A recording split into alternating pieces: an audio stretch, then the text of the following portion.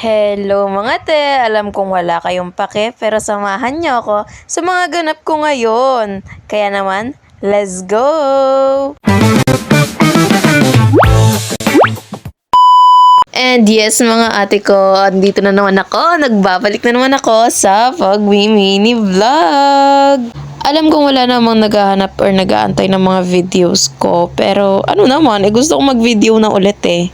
So, syempre, simulan natin ang ating araw sa paggising. Alangan naman. Natutulog pa nga yung kapatid ko nung time na yan, kaya iniwan ko na lang siya dyan sa kwarto at niligpit ko lang sa side ko. And yes po, opo, may automatic po kaming pinto, hindi nyo carry. Right after ko ang gumising, syempre bumaba agad ako dahil hahanap ng kakainin. Diyos ko. Tig-isa nga lang pala kami sa longganisa na to. I don't know kung longganisa ba to or skinless. Basta ayan yung niluto ni mami. Tig-isa lang kami. So parang bitin sa akin yan. Kaya sabi ko magluluto na lang ako ng itlog. So bumili na lang muna ako sa tindahan ng isang pirasong itlog, te. Yes, nagbayad po ako. Baka kasi mapanood to ng nanay ko. Nagbayad ako, Mia. Huwag ka mag-alala. Hindi ko rin alam bakit ko inamo yung itlog dyan. Basta hayaan nyo na lang ako. Inilipat ko nga lang pala yung mga skinless dito sa isang platito dahil dyan na lang din ako magluluto ng itlog dahil may mantika pa naman and para hindi na rin ako maghugas ng kawali, diba? Life hacks. Hindi ko nga napansin ang baba pala ng pagkaka-video ko pero dead go lang sa pag-video. Habang nagluluto nga ako nag-iisip-isip na ako niyan kung ano bang gagawin ko sa isang buong araw na to para lang may ma-video ako, diba? Isa din kasi yun sa reason kung bakit tinatamad ako palaging mag-vlog kasi nga wala naman ako masyadong ginagawang interesting. Kaya hindi ko rin alam kung ano yung mga i-video ko na hindi pa ulit-ulit. Lalo na student ako so may routine na talaga ako sa araw-araw kaya hindi ko na din talaga alam kung anong gagawin ko sa video na to. Pero kasi gusto ko rin na itong ginagawa ko na mag-video pero kasi nga nahihirapan nga ako maging consistent at wala nga din ako maisip kung anong vlog ang gagawin ko. Anyway, going back nakapag-prepare na pala ako ng pagkain ko and kakain na rin ako for breakfast. Kung mapapansin nyo, laging first bite or mga few bites lang yung nabibideo ko dahil nga hindi ako sanay kumakain ng may camera at wala akong pinapanood. Alam ko may mga tao rin makaka-relate sa akin dyan, yung mga taong hindi rin sanay kumain ng walang pinapanood. So, hello sa atin. Bakit kaya tayo ganon? Going back sa sinasabi ko kanina na nahirapan nga akong mag-isip na kung ano mga i-video ko. Kaya buti na lang after kong kumain naka-receive ako ng message galing kay mami and inuutusan ako maglaba. Yes! So, for the sake of the video, maglalaba tayo para lang may magawa tayo sa video na to. Napilitan yarn.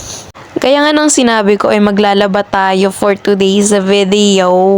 Kaya naman binuhos ko na lahat ng nasa umugan namin dyan. Ay sa mga hindi pala nakakaalam, ang tawag pala namin sa mga damit na gamit na ay umog at doon naman sa lagayan ay umugan. Hindi ko alam kung anong salita yun, basta salita na lang namin siya dito sa bahay. So hiniwalay ko nga lang pala yung mga damit na puti sa mga decolor. Pati na rin yung mga damit sa short. And based kasi sa paglalaba namin dito sa bahay, sinasegregate din namin siya based sa color niya. Mali, based pala kung gaano ka-light and ka-dark yung color, ganun. So, sa amin kasi una, yung mga t-shirt na mga light hanggang sa pinaka-dark na t-shirt. Then next naman yung mga light na short hanggang sa pinaka-light na pinaka-dark na short. Ano ba? Naganda lito-lito na. Pero basta ganyan yung from light to dark to light to dark ulit. Ganun. Buti na nga lang nakapag-ipon na ako ng tubig habang nagsisegregate ako ng mga damit. So, ayan, naglagay na ako agad sa washing ng tubig at ng sabon. Same lang naman yung process siguro natin ng paglalaba, no? Pare-parehas lang naman yan. Basta malabhan, basta umikot sa washing at malinis na yung pagkakalaba. So, wala masyadong interesting sa part na yan kasi pare-parehas lang naman tayo naglalaba dito. So, habang naglalaba nga ako, may chichika lang ako saglit. Ito nga palang pagva-vlog, sobrang tagal ko nang iniisip. Like as in, sobrang tagal ko na siyang plano.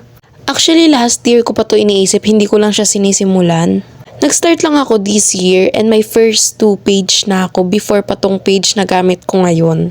And yung mga page na yun ay may mga vlogs na din pero dinilit ko kasi hindi ko rin alam. But the main reason bakit hindi ako nagva-vlog nahihiya nga ako. Nahihiya kasi ako baka makita ng mga friends ko or ng mga kamag-anak namin na nagve-video ako. Nakikrinjan din kasi ako sa sarili ko sa totoo lang. Pero before kasi ako mag-start mag-vlog, nag-affiliate na rin ako sa Black App. Kaya napagtanto ko na gusto ko talaga na nagvi-video ako. Kaya dun ko napasok sa isip ko na mag-vlog. Pero gaya nga ng ibang tao, sabi ko nga nahihiya talaga ako. Pero bahala na te. Inisip ko na lang talaga na, ano naman kung mapapanood nila, di maganda. Yun lang din yung nagpa-motivate sa akin na magbalik na ako sa pagva-vlog. Kaya naman, kita nyo naman sa video na nag-i-edit na ako for my new intro. Actually, yan na nga yung gamit ko sa video na to. Nagustuhan nyo ba? Ako kasi nagustuhan ko, so very good ako dyan. Going back nga sa sinasabi ko kanina, di ko na nga lang inisip yung mga sasabihin ng iba basta mag-start ako mag-vlog tapos. Pero hindi ko naman 100% makukomit na mag-vlog na talaga ako dahil nga busy din yung schedule ko sa school but I will try my best. Alam kong wala naman nag-aantay ng vlogs ko or what but I'm doing this para sa sarili ko, okay? At dahil nga hinahanap ko pa lang yung bagay na magaling ako and sabi ko nga kanina na nagustuhan ko mag-video so why not? Let's try. Baka dito pala ako magaling, 'di ba? Wala namang masama mag-try, 'di ba? So let's see kung saan to patungo. Sa sobrang dami ko ang chika hindi ko na napakita sa inyo yung mga nilalabhan ko. Yes, tapos na ako maglaba dyan actually.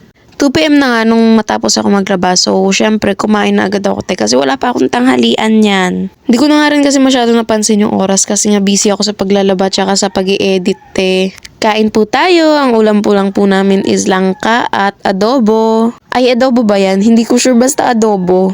Actually, last 2 clips na to and mag-i-end na yung video. So, bago matapos ang video na to, gusto ko lang sabihin na huwag kayong matakot mag-try.